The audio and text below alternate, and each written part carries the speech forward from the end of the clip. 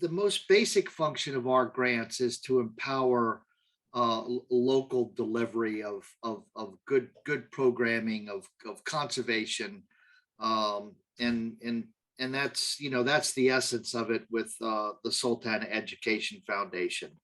From its origins, the Chesapeake Bay Gateways and Water Trails Network has understood that the Chesapeake Bay writ large, Chesapeake Bay watershed, was a fabulous, diverse, multifaceted resource with so many different stories, rich, intertwined, from the origins of our country and prior to that to present.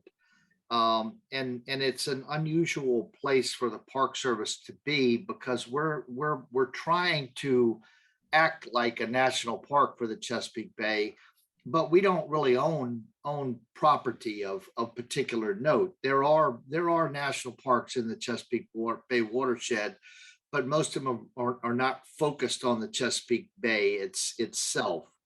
So the Gateways Network was to work with that, a network of state and local parks, non-governmental organizations, partners throughout the watershed, to try to lend our resources, financial and technical, to help them do the best job that they can do within their own communities. So we've been working with the Sultana Education Foundation very, very gainfully. They've been great partners and have always done fabulous work with with whatever opportunities we've been able to support for over from the beginning. I think, Drew, y'all were probably one of our original applicants in the first year that the awards were offered. And back in those days, they had the schooner Sultana. That was it. That was the platform. Bob's right. We were one of the very first groups to become a Chesapeake Bay Gateways Network partner. And we've been incredibly fortunate over the last 20 years to have the support of the National Park Service. And the role that they played for us is basically to jumpstart almost every new initiative that we have ever done. So when our first year operating Sultana, they provided some support to develop our curriculum and programs. Our paddling programs, when we launched those in 2008, that was completely with support from the National Park Service. I believe they provided funding for our whole first year of paddling programs. Today, we do more children canoeing and kayaking than we do on Sultana in a year. So those have really become a major part of what we do. They helped significantly with the concept for the Holt Education Center and a lot of the educational components of that building. And with the Lawrence Preserve project, it's by far the most ambitious partnership we've ever had with them, both financially and in terms of the ambition of the project. In almost every way, this is the most complicated thing we've ever tried to do, including the schooner Sultana. And it's really going to transform what we're able to do. We've developed a great capacity over 20 years to get children out onto the Chesapeake Bay, but to really have children understand how humans interact with the bay, a key part of that is what happens on the land that surrounds the bay. And we've never had a great way to do that with children. And the Lawrence Preserve is going to give that to us. The Lawrence Preserve has, depending on how you slice it, has 5 or 6 different sub-ecosystems that are representative in a large part of the entire Chesapeake Bay watershed. It has non-tidal wetlands, it has woodlands, it has a freshwater pond, it has meadows, it has shrublands. It's just a great place to introduce, especially younger children, to the concept of a watershed and how a watershed impacts the bay. We're also excited by the public component of this.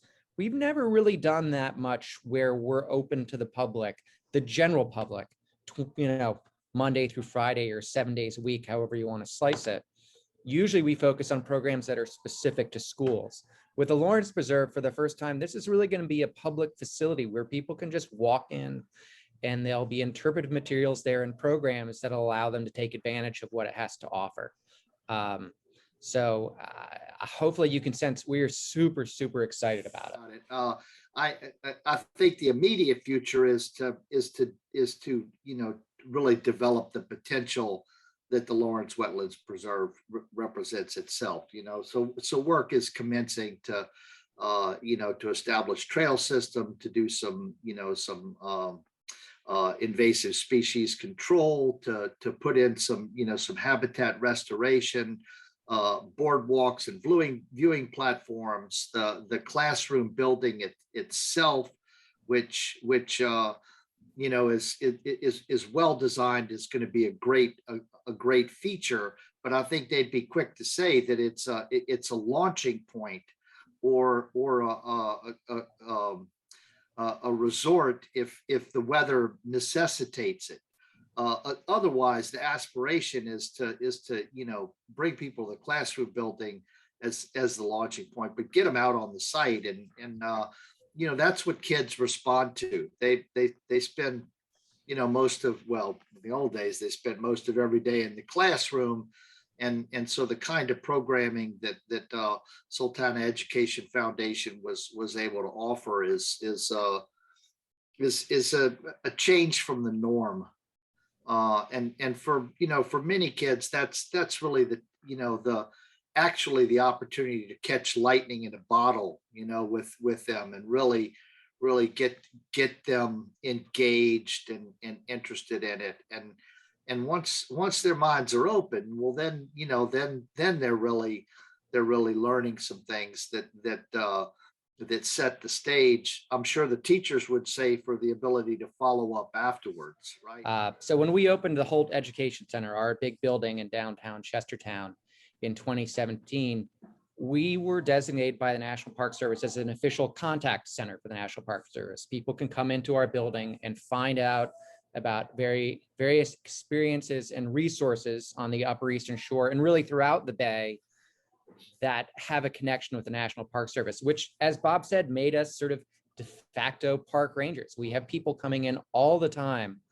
Especially, I wasn't super familiar with beforehand, but there's this National Park Service passport stamp program where you have a passport and people have a goal to get stamps from all the national parks or the National Park Service facilities. And we have 2 of these stamps, and we have people come in all the time for those.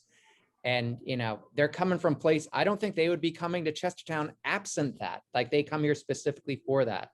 And we have an opportunity to talk with them and sort of give them guidance on other places they could go. We can tell the stories that we tell here. And it's been great. And that is going to be even more prominent at the Lawrence Preserve, because it's going to be open pretty much 9 to 5 to people. And, we're really proud that the entrance sign there at the Lawrence Preserve will have the National Park Service branding on it, which is, it's a real honor for us. I'll say that. So our main goal for 2022 is to get the boardwalk system in and to either build or get largely built the small classroom building on the site. The plans for those should be done in the first couple weeks in January. They're largely done, and they should be put out to bid in February. And then at that point, to some extent, we'll be at the mercy of what we can get people to do building wise in 2022. But it's a cool building and it's a cool project, and we're optimistic we're going to be able to get a lot done next year.